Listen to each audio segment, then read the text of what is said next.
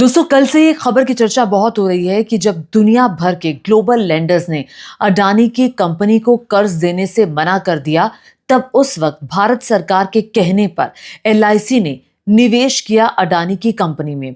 अब इस बात की चर्चा हो रही है, इसको लेकर एलआईसी का वर्जन भी सामने आया है, अडानी कंपनी का वर्जन भी सामने आया है। ये सब मैं आपको बताने वाली हूं। अब दरअसल बवाल किस बात को मचा है, वॉशिंगटन पोस्ट जो कि एक अमेरिकी मीडिया संस्थान है, उनकी तरफ से ये रिपोर्ट छापी गई। इस रिपोर्ट में हवाला दिया गया और इस रिपोर्ट में कहा गया, जब अडानी की कंपनी का कर्ज बढ़ रहा था, ऐसे वक्त में जब यूएस में अडानी को लेकर मामला चल रहा था, ऐसे वक्त में जब हिंडनबर्ग का मामला सामने आया था, जब 20% तक कर्ज बढ़ चुका था अडानी की कंपनी पर, तब दुनिया भर के जो ग्लोबल लेंडर्स है, ग्लोबल लेंडर्स कौन होते हैं? जो पैसा देते हैं, कर्ज देने का काम करते हैं। इसमें आप समझ सकते हैं यूरोप के बैंक, यूएस के बैंक, ये सब इंक्लूडेड है। जब उन्होंने कर्ज देने से अडानी की कंपनी को मना कर दिया, तब फिर कर्ज किसने दिया? तब फिर एक बड़ा निवेश जो था वो भारत सरकार यानी कि मोदी सरकार के कहने पर, ये वॉशिंगटन पोस्ट की खबर में छपा है, तब मोदी सरकार के कहने पर जो हमारा डिपार्टमेंट ऑफ फाइनेंस सर्विस है और नीति आयोग ने बाकायदा मिलकर के और एलआईसी ने मिलकर के एक प्लान बनाया और अडानी की कंपनी में एक बड़ा इन्वेस्ट किया। और ये जो इन्वेस्टमेंट हुआ था, ये अडानी पोर्ट और साथ ही एसईजेड में हुआ था 5,000 करोड़ रुपए के बॉन्ड्स खरीदने का। और धीरे धीरे ये जो निवेश था, ये 3.9 बिलियन अरब डॉलर का हुआ, 3.9 अरब डॉलर का, जिसे आप 32,000 करोड़ रुपए तकरीबन आप कह सकते हैं। तो ये जो निवेश है, ये बताया जा रहा है कि मोदी सरकार के कहने पर हुआ। वॉशिंगटन पोस्ट में बाकायदा एक डिटेल रिपोर्ट छपी है, जो ये आप देख भी रहे हैं, और इसको लेकर विपक्ष की भी एक राय आई है, वो भी मैं आपको बताऊंगी।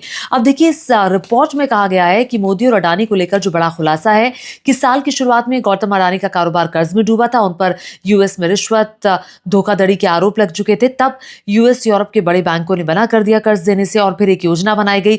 ये योजना department of finance service LIC के साथ मिलकर प्लान तैयार हुआ, जिसमें नीति आयोग की भूमिका भी थी, और तब एक बड़ा इन्वेस्टमेंट हुआ। अब बड़ा सवाल ये है कि एलआईसी में कौन इन्वेस्ट करता है? वो लोग इन्वेस्ट करते हैं जो गरीब तबके के होते हैं, मिडिल क्लास वर्ग के होते हैं, अपनी जो खून पसीने की कमाई है वो इन्वेस्ट करते हैं अपने भविष्य के लिए। और एलआईसी है क्या? एलआईसी एक बीमा कंपनी है, देश की सबसे बड़ी बीमा कंपनी है। जो पैसा हम एलआईसी में इन्वेस्ट करते हैं, वो पैसा एलआईसी अलग अलग कंपनियों में इन्वेस्ट करके पैसा कमाती है। एलआईसी न सिर्फ अडानी की कंपनी में इन्वेस्ट किया है, बल्कि रिलायंस सहित तमाम एचडीएफसी, तमाम कंपनियों में एलआईसी ने निवेश किया हुआ है। अब बड़ा सवाल ये है कि कहने वाले ये भी कहते हैं कि एलआईसी ने तो कई जगह निवेश किया हुआ है, तो अगर अडानी की कंपनी में निवेश कर दिया तो क्या गलत किया? बिल्कुल गलत नहीं किया। एलआईसी हर उस कंपनी में निवेश कर सकती है जहां एलआईसी को लगता है कि उसे आने वाले वक्त में फायदा होगा। और कहा तो ये भी जाता है कि एलआईसी को अडानी की कंपनी में जो पहले से इन्वेस्ट किया हुआ था, उसमें प्रॉफिट भी हुआ है। लेकिन टाइमिंग को लेकर सवाल खड़े हो रहे हैं। टाइमिंग इस बात को लेकर सवाल खड़े हो रहे हैं, जब दुनिया भर के बैंक्स मना कर रहे थे पैसा देने से, अडानी की कंपनी को कर्ज नहीं दे रहे थे, यूरोप के बैंक नहीं दे रहे थे, यूएस के बैंक नहीं दे रहे थे, जो बाकी फाइनेंशियल सर्विसेज हैं इंडिपेंडेंटली जो कर्ज देती हैं, जब वो कर्ज नहीं दे रहे थे, ऐसे वक्त में भैया सवाल दरअसल टाइमिंग को लेकर खड़े हो रहे हैं। और इस सवालों के जरिए बात प्रधानमंत्री नरेंद्र मोदी और अडानी की दोस्ती की भी की जा रही है। कहा जा रहा है कि दोस्त ने दोस्त को फायदा पहुंचाया। टाइमिंग को लेकर ही सवाल है। अब बड़ी बात यह है कि ये टाइमिंग कौन सी थी? ये टाइमिंग वो टाइमिंग थी जब यूएस में अडानी को लेकर लगातार मामला चल रहा था। मैं आपको याद दिला देना चाहती हूँ, 2024 में यूएस डिपार्टमेंट ऑफ जस्टिस ने गौतम अडानी, उनके नेफ्यू और 6 लोगों के खिलाफ बाकायदा मल्टी बिलियन डॉलर का और फ्रॉड का मामला दर्ज किया था। प्राइमरी स्कीम्स के फ्रॉड का मामला दर्ज किया था, और कहा यह गया था कि 250 मिलियन डॉलर जो है वो अडानी की कंपनी ने खर्च किए एक कॉन्ट्रैक्ट को, सोलर एनर्जी के कॉन्ट्रैक्ट को हासिल करने के लिए। और यूएस के जो सिस्टम है, उसके यूएस का कायदा ये कहता है कि यूएस शेयर होल्डर का पैसा ऐसे इस्तेमाल नहीं किया जा सकता। तो ये पहले ये मामला तो चल ही रहा था, उसके साथ हिंडनबर्ग का मामला भी सामने आया। और ऐसे में ये वो स्थिति थी जब जो भारत में भी जो बैंक्स हैं वो लगातार इस बात को चेतावनी दे रहे थे कि भैया इस जगह पर इन्वेस्ट ना किया जाए, जो कि ठीक नहीं है, चूंकि ये मामले भी उठ रहे थे। ऐसे वक्त में एलआईसी ने इन्वेस्ट किया और आरोप इस बात का लगा वॉशिंगटन पोस्ट की इस रिपोर्ट में कि ये जो इन्वेस्टमेंट हुआ एलआईसी का अडानी की कंपनी में, ये मोदी सरकार के कहने पर हुआ। मोदी सरकार ने एलआईसी को कहा कि आप अडानी की कंपनी में इन्वेस्ट करिए। तो क्या वाकई ऐसा हुआ था? इस बात को लेकर लगातार सवाल उठाया जा रहा है। हालांकि भारत सरकार की तरफ से अभी इस पर प्रतिक्रिया नहीं आई है, लेकिन मैं आपको बता दूं एलआईसी की तरफ से प्रतिक्रिया जरूर आई है। एलआईसी की तरफ से ये प्रतिक्रिया आपके सामने बाकायदा एक्स पर जो एलआईसी का सोशल मीडिया हैंडल है उसके जरिए ये सफाई आई है, जिसमें ये कहा गया है कि अडानी की कंपनी में जो इन्वेस्टमेंट हुआ है वो किसी के कहने पर नहीं हुआ, वो नीतिगत तरीके से हुआ है। वो हमारी उनकी जो टीम है एलआईसी की, जो कि असेस करती है कि इस कंपनी में इन्वेस्ट करना या नहीं करना, बाकायदा पूरे तरीके से हुआ है। किसी का कोई जोर जबरदस्ती या किसी की तरफ से कोई प्रेशर नहीं आया था एलआईसी पर कि इन्वेस्ट किया जाए। तो ये तो हो गई एलआईसी की प्रतिक्रिया जो एलआईसी ने जारी की। लेकिन गौर करने वाली बात क्या है? गौर करने वाली बात यह है कि एलआईसी की ये जो प्रतिक्रिया आई है, इस प्रतिक्रिया में कहीं पर भी नीचे सिग्नेचर नहीं है, डेट नहीं है। और ये सिग्नेचर ना होना, डेट ना होना, रेफरेंस नंबर ना होना, जब भी आप कोई इस तरह का प्रेस रिलीज जारी करते हैं या सफाई जारी करते हैं तो बाकायदा उस पर सिग्नेचर होते हैं।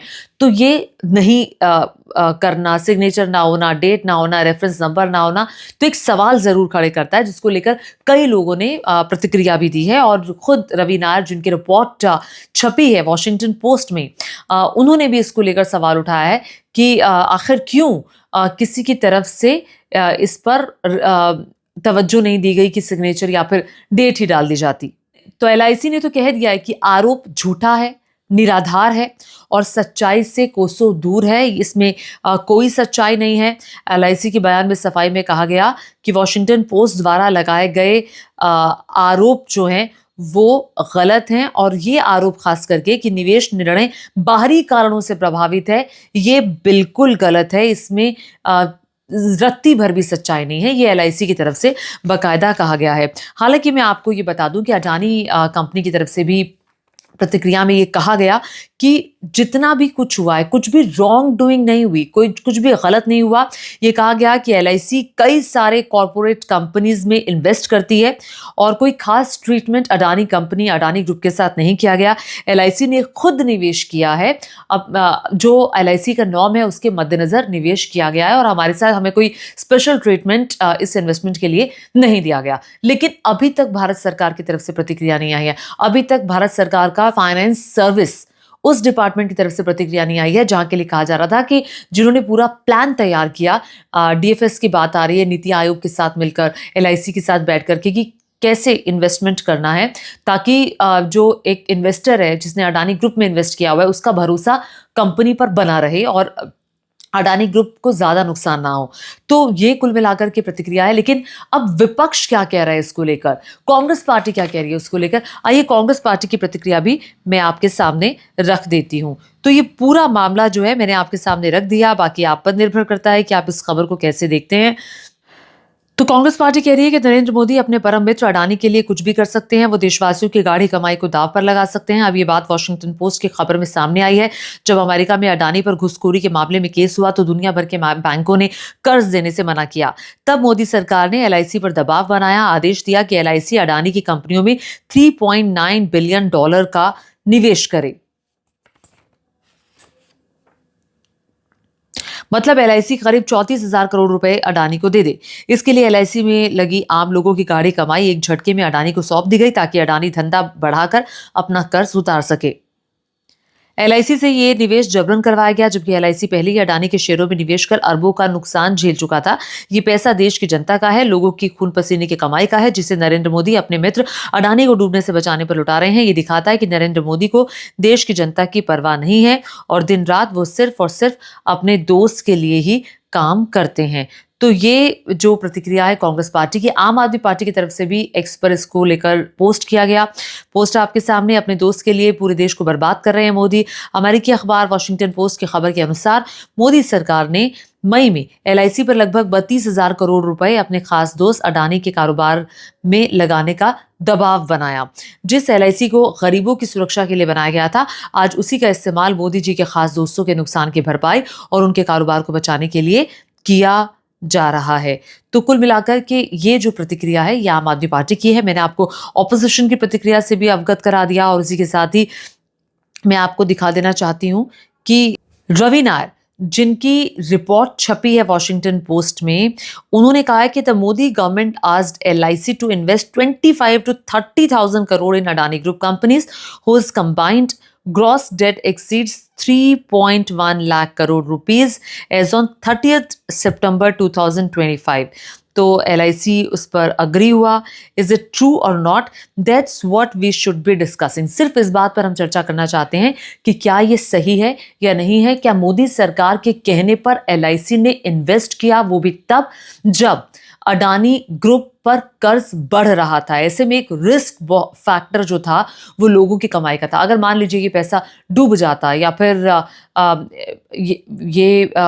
ये एक रॉन्ग इन्वेस्टमेंट होती, तो क्या उसका असर उन लोगों पर नहीं होता जिन्होंने LIC में इन्वेस्ट किया है। तो बहुत सारी बातें हैं इसको लेकर जो की जा रही हैं। आप इस खबर को कैसे देख रहे हैं नीचे कमेंट करके ज़रूर बताइएगा और साथ ही साथ मेरे चैनल को सब्सक्राइब करना मत भूलिएगा। धन्यवाद।